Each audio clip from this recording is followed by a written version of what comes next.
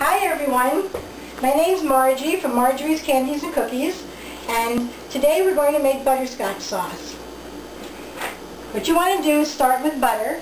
This is 1/4 cup of butter, or 1/2 stick, and I like to start with the butter because, always start with the butter in a candy recipe if you can, because it makes the bottom of the pan, keeps the other ingredients from sticking. Now this was frozen, so it's going to take a little bit of time.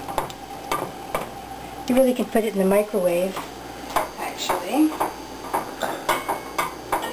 So you don't really have to wait for it all to melt, as long as the bottom of the pan is very nicely coated, because you're trying to keep everything from sticking.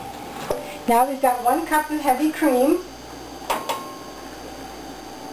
And a little secret about that, if you wait a moment, you put it back in, and you'll have a little extra, because it coats the container.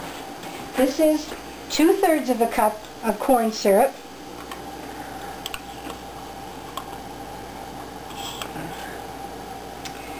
And 2 cups of brown sugar. Here's one, here's my other.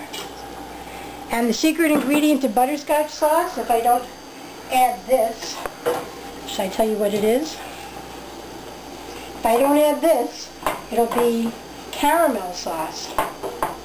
This is 2 teaspoons of the secret ingredient, vinegar. Surprise, I bet you didn't know that. I didn't know that. So now we're going to allow this all to melt together. And actually this is pretty much it, except for the vanilla that we add at the very end. It's going to take a while, and we can add the rest of the cream. There'll be a little bit more in there. I discovered that when I make truffles, because I use a lot of cream. If I re-empty out all my quarts, I'd probably get another 1/2 cup of cream. Okay.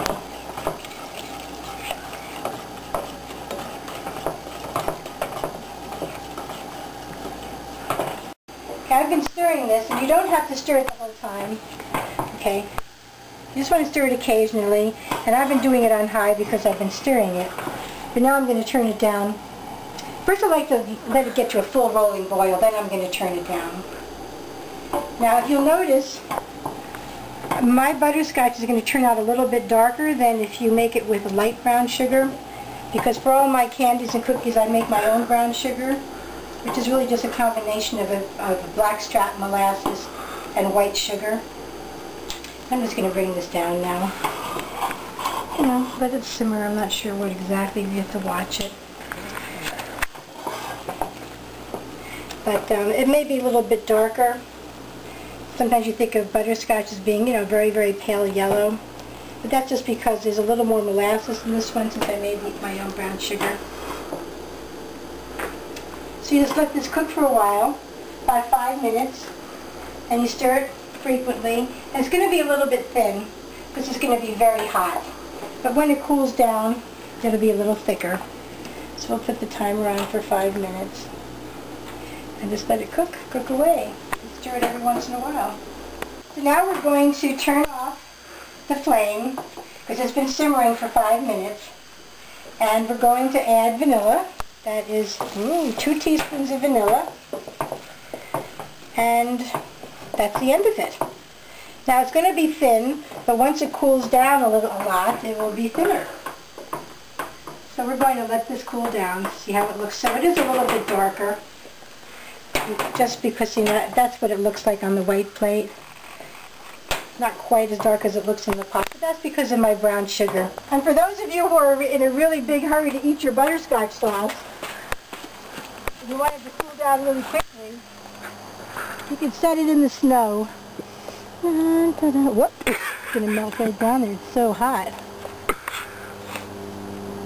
We just had a great big wonderful snowstorm. Actually, it's been snowing for the last 2 weeks. So, now that it was all cooled down, it actually looks pretty good. Just going to add it to a bowl. Okay. And We're going to set that aside so when we have our ice cream, we'll be all ready.